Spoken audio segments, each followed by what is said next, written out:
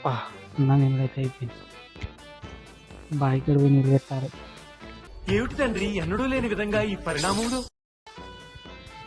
కడుపు బాగుబ్బింది నా వరకు. నడవట్లేదు ఇక.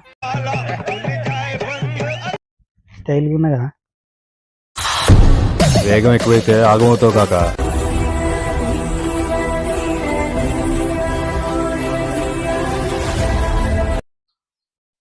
ఎంట బాగా కుడుతాను. కూల్గా ఉన్నాయి గ్లాసులు. ఎక్స్ట్రా గడి ఒక ఆర్డినరీ గడికి ఎందుకురా ఈయన ఎక్స్ట్రా? బావికాడ పోయి నీళ్ళు పెట్టి